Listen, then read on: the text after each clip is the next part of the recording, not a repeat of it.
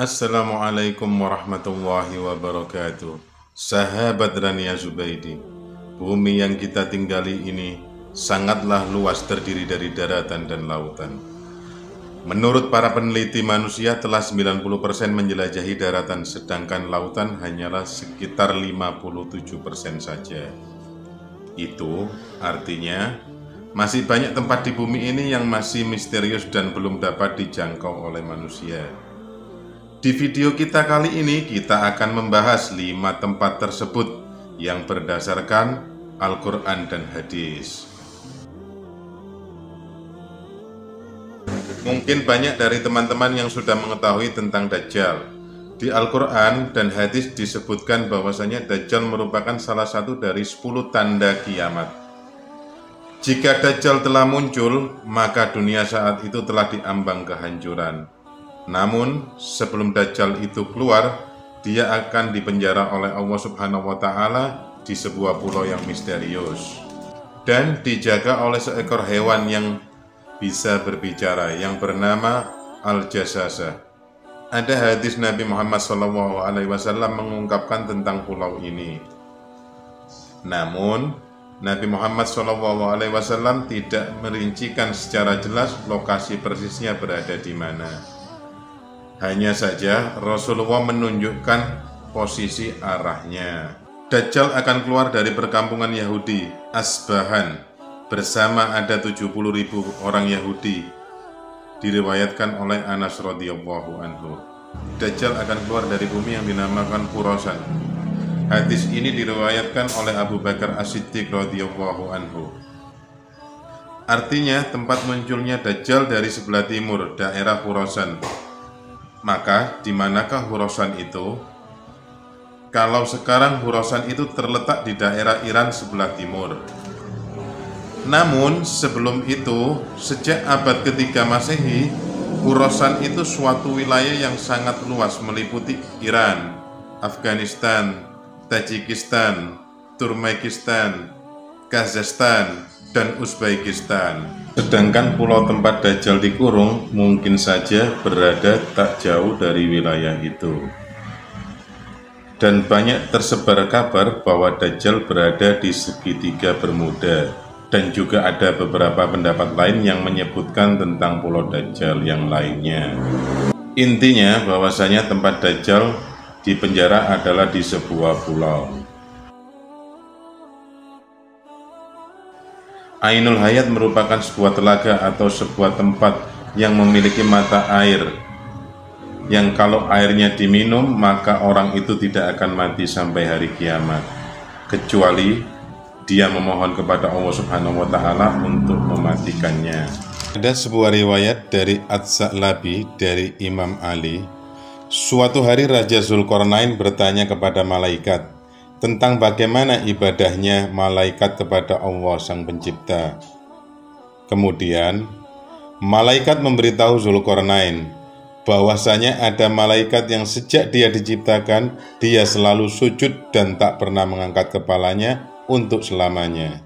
Karena dia tidak mau menyia-nyiakan waktu untuk selalu beribadah kepada Allah. Maka Zulkarnain yang mendengar penuturan dari malaikat itu, dia menjadi tertarik sebab Zulkarnain ingin hidup abadi supaya dia bisa lebih lama beribadah kepada Allah Subhanahu wa Ta'ala.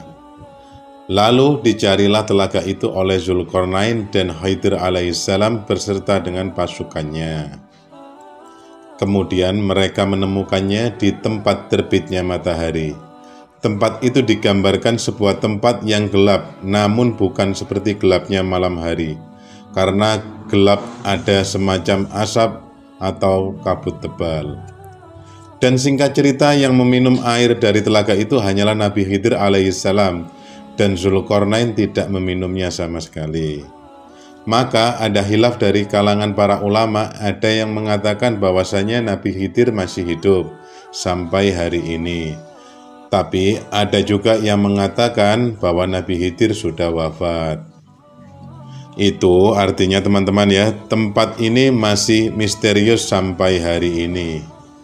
Bayangkan saja jika tempat ini sudah benar-benar ditemukan, pastilah orang-orang seluruh dunia akan ke situ untuk meminumnya. Allah Subhanahu wa Ta'ala memberikan kita apa yang kita butuhkan, bukan apa yang kita inginkan. Tembok ini ternukil dalam Al-Quran, surat Al-Kahfi, dan beberapa hadis sahih. Singkatnya, tembok besi yang dibuat Raja Dzulqarnain ini berfungsi mengurung dua makhluk perusak, yaitu Ya'juj dan Ma'juj. Tembok ini akan runtuh ketika dunia diambang kiamat, dan kaum di dalamnya akan melakukan pengerusakan di seluruh dunia. Dan tembok ini sampai hari ini tidak diketahui di mana lokasinya. Tadi kita sudah berbicara tentang pulau, telaga, dan tembok misterius. Kali ini tempat yang misterius adalah sebuah gunung. Kisahnya pernah ada disabdakan Nabi Muhammad SAW ketika sahabat beliau yang bernama Abdullah bin Salam tengah bertanya kepada Nabi Muhammad SAW, "Ya Rasulullah, dengan apa bumi ini bisa tenang?" Nabi Muhammad SAW bersabda, "Dengan beberapa gunung." Kemudian Abdullah bin Salam melanjutkan pertanyaannya, "Lalu dengan apa gunung-gunung itu dikokohkan?" Nabi Muhammad SAW bersabda, "Dengan gunung Qaf yang terbuat dari batu zamrud hijau dan birunya langit." Dan para ahli tafsir mengatakan bahwasanya gunung Qaf merupakan induk dari semua gunung yang ada di dunia ini. Ada beberapa pendapat mengenai keberadaan gunung Qaf ini. Raja Dzulqarnain pernah naik ke gunung ini mengenai letaknya di antara Yordania dan Arab Saudi. Namun, ada juga yang berpendapat bahwa letaknya berada di daerah Yaman. Ada juga yang mengatakan bahwa di dekat gunung gaib ini ada sebuah pulau yang bernama Al-Khidr, yaitu tempat bertemunya arus sungai dan laut pulau itu. Pulau itu dihuni sosok hamba Allah yang soleh, yang dikenal sebagai Nabi Khidir alaihissalam. Mengenai lokasi persisnya ada di mana sampai saat ini belum ada satupun yang tahu dan masih menjadi misteri. Istana kerajaan Nabi Sulaiman kalau dinilai dari sisi kekayaan, mungkin sultan-sultan seluruh dunia tidak ada apa-apanya jika dibandingkan dengan Raja Sulaiman. Nabi atau Raja Sulaiman adalah sosok orang yang terkaya yang sebenarnya. Dia berkata, "Ya Tuhanku, ampunilah aku dan anugerahkanlah kepadaku yang tidak dimiliki oleh siapapun setelahku. Sungguh Engkau yang Maha Pemberi." Al-Quran Surat Shad ayat 35. Dikatakan kepadanya, "Masuklah ke dalam istana." Maka ketika dia melihat lantai istana itu, dia kira kolam air yang besar, dan disingkapkannya kedua betisnya.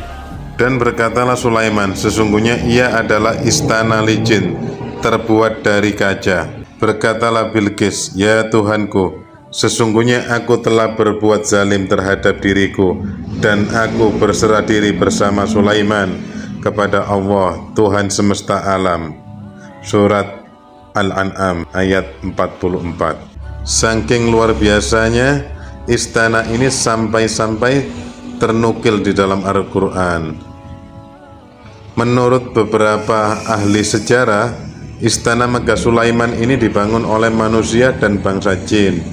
Makanya istana Nabi Sulaiman ini sangat istimewa. Dan para peneliti melakukan pencarian di sekitaran Yerusalem dan Masjidil Aqsa.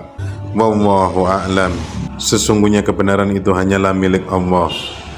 Dan jika ada salah, hilaf, itu semua dari saya. Jazakallahu khair. Assalamualaikum warahmatullahi wabarakatuh.